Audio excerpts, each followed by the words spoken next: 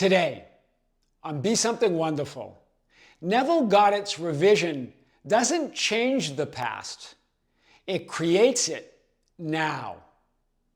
I am your host, Tom Kearin, and these are the studios of Be Something Wonderful, where we help you level up and become the best version of yourself. Creators, good morning and welcome back to the studios of Be Something Wonderful. One of you reached out and said you're still unclear about Neville Goddard's revision. The idea of taking some past event or outcome or experience that you perceive as negative or undesired or unwanted and revising it, rewriting it, imagining it differently. Imagining it or revising it or rewriting it how you would have liked it to be, not what you're remembering it to be in this moment. Right? Using your imagination, in other words, to change that past event into a desired outcome. We've talked about this many times, and the question here with this particular creator is, some people say that it's not about changing the past event or experience or outcome, but just perceiving it differently in the present. And when you do, then you're able to manifest your wish fulfilled or your desired future. And he said, but then others say you're actually changing that past event, that undesired outcome, into what you would have liked it to be, which changes your present and moves you to your wish fulfilled, to your future wish fulfilled. And here's what I want to start with this. Really, neither one of those are correct. It's not a mere change of perception, right? Remember, perception is reality. So when you perceive things different, things are different. So it's not just that. And it's not that you're changing that specific past event or outcome. It's neither one of those. Both of those assume the idea of one past, right? In one case, you're assuming one unalterable, fixed past that you can't change, but you can change how you see it right now. You can perceive it differently. And the other is saying that I can actually change that fixed, unalterable past, which changes my present and changes my future. But both of those are assuming just one past. And there are not one past, there are infinite presents, pasts, and futures.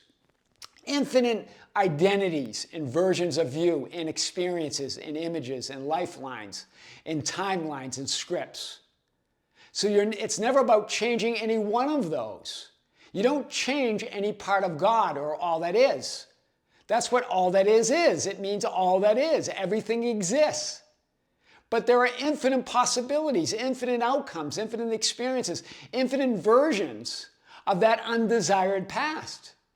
So it's about you moving to the version of you that has a different alternative past. That's what revision really is about.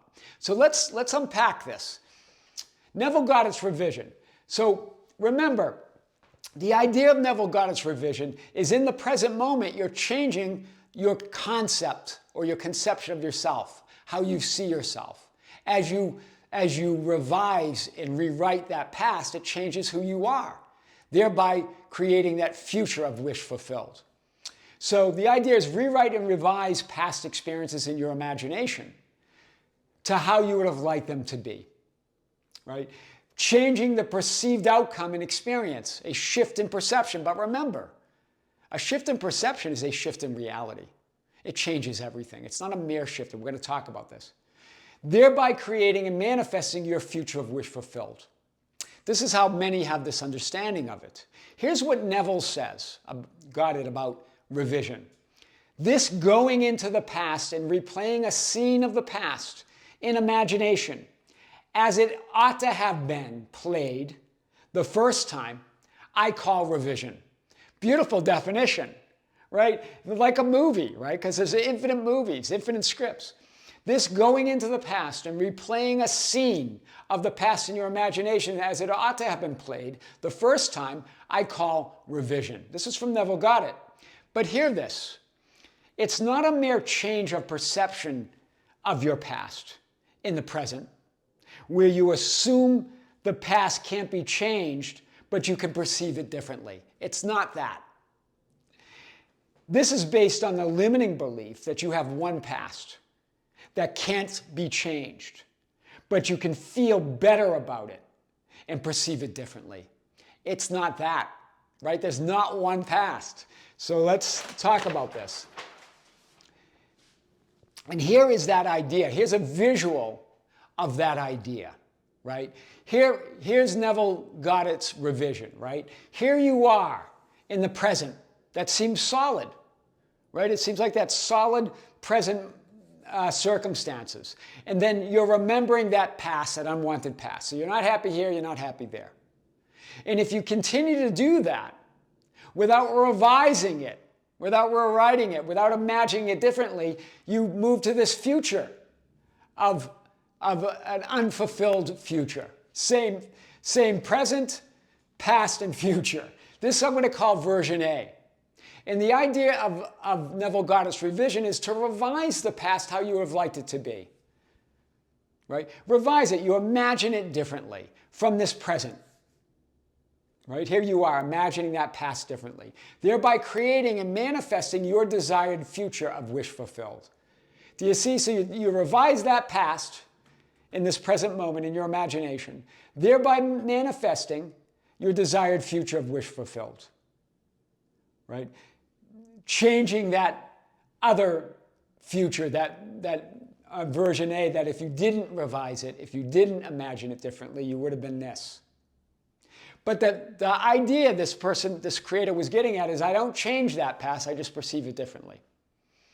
Right? From this present moment, which creates that manifested future. But again, that assumes just one past. And the other idea is, well, then I actually rewrite and reimagine this, and it changes that past. So from the present, so changes makes me happier, right? I'm happier in the present. I change the concept of myself in the present, and I create that fulfilled, manifested future. But it's not that either. This is what Neville Goddard said. For him, it is merely history when he's talking about the past. He's talking about us, the way we look at the past. For him, it seems unalterable, a dead and permanently fixed past, but for itself, it is living. I love this. It is part of the living age, for nothing disappears. Everything that has been is still in existence. The past still exists and gives and still gives results. The idea that past still continues to create your present and future. That's the idea of revision. So if you revise it, you change your present and future. Right? You change that concept of yourself and you imagine yourself and you move into that future of wish fulfilled. But here, what's not clear here, there's not one past. So I like the idea that Neville's talking about that the past still exists. But again, it's not one past. All past possibilities, all lifelines, all scripts exist here and now. We're just talking about version A here, right? All of them. So there's not one past. Rather, there are infinite versions of all existing here and now. They're all living. All your past, present, and futures are all living here and now. There are infinite. Think of this. This is A. But think of it goes on and on and on. A1, A2, A trillion, right? All different versions of A and B and C and all these different versions of realities, they exist. So there's not one past. Let's show this. So you are not altering or changing any one version of the past or your past. All versions exist as part of all that is and all that you are.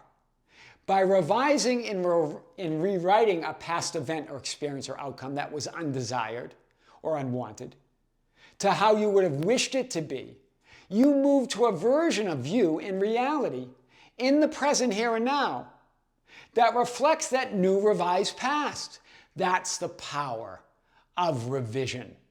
Just as you would when you imagine your desired future. Right? It moves you to a new version. I'm calling this version B, but there are infinite versions. Think about infinite variations. Your revised past is part of a completely new version of you in your reality, past, present, and future. This is an entirely new script, lifeline, past, present, and future for you. It's not the same one. Right? By revising it, you change that concept of who you are in the present, which creates a past that makes more time, space sense to who you are now, and a future that also aligns with this new identity of concept of you. Wow. So that unrevised past no longer belongs to this new version of you. And you got to this new version of you by revising that unwanted and undesired past. You change versions of you and realities by doing that. That's the power of revision. You see? And so that future version B is actually an entirely new life. It's an entirely new reality. This is powerful. So stay with me. That's the insane power of revision. By revising or rewriting a past experience, event, or outcome. In other words, imagining it differently to how you would have liked it to be. You change yourself in the present. Wow, I am. You change your present concept of yourself.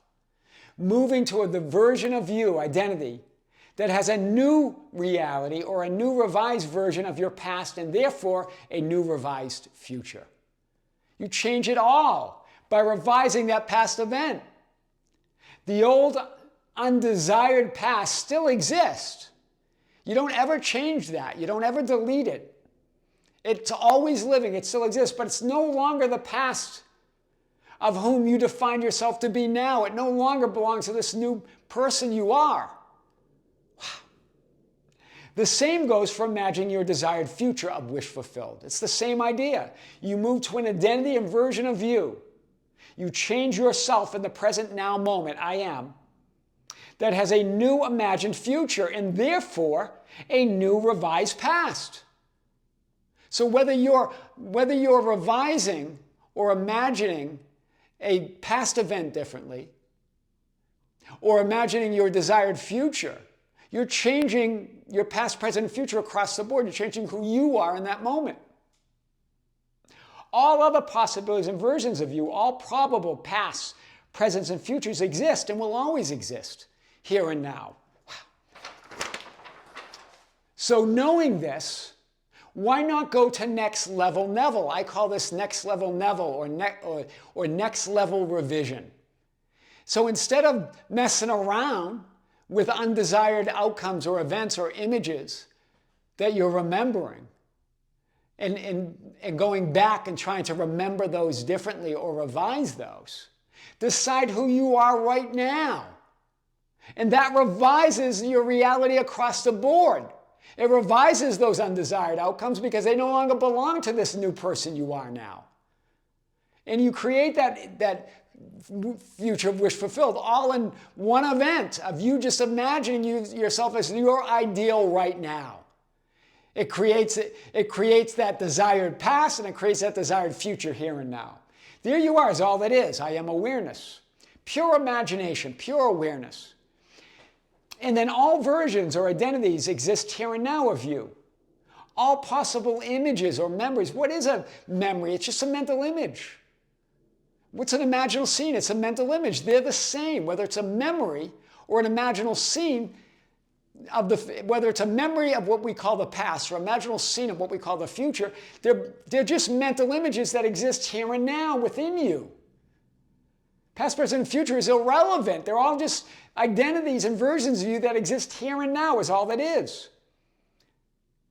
So you don't have to go around messing around with unwanted outcomes. Who are you now? That answer revises and rewrites your reality across the board. That's why the ancients have that as the eternal question. Who do you say that I am? As Jesus said to his disciples, who do people say that I am? Who do you say that I am? And they finally say, Christ, the Son of the living God, of that living reality, of that living existence. So right here, as you answer that question, look at this. You revise and create a new past, present, and future in that moment because there are infinite possibilities. As you define who you are, that's next level Neville. That's next level revision. Wow. So powerful. You don't have to go back and revisit what you call negative outcomes or negative events. They no longer exist here and now in the way you're defining yourself, who you are now. They belong to another version of you that you no longer are. In this now moment, in every now moment, you're a new, absolutely, completely new version of you in reality. Those past unwanted memories or realities don't even belong to you anymore. So why do you keep recreating them right now? Right? They don't exist as part of this new version of you. They exist as a part of all that is, but not to this version of you. They belong to a different version. It's still all you, but no longer who you define yourself to be. So remember, you're creating, it's not that the past creates anything. You're creating the past, present, and future right now. There is no past that exists in the past. It exists right now, and you get to determine what that is. There's no future that comes and manifests down the line in the future. It's happening right now. You get to decide that. There you are in your manifested reality, but you're changing everything here and now. Neville Goddard's revision doesn't change the past. It creates it now, just as you create your future and just as you create who you are in the present. That's next level. Neville. I am your host, Tom Kearin, and these are the studios of Be Something Wonderful, where we help you level up and become the best version of yourself. Creators, be sure to join us on the Tom Kearin channel, our other YouTube channel. We have another powerful video coming out there. The videos are starting to crank on that channel, so visit us there. It's a different format, doesn't include the detail that we go into, but broader messages, shorter videos, but very powerful. So join us there at The Tom Kearin. It's The Tom Kearin, Kearin. And also visit us on our membership channel. We have another live event this Sunday, our 5th live event of the year, our 29th live event overall on the Be Something Wonderful membership channel. So if you're interested, check out the link below. Creators with great love, with great light and infinite gratitude. This is Tom Kearin here in the studios of Be Something Wonderful. Until next time, we'll see you soon.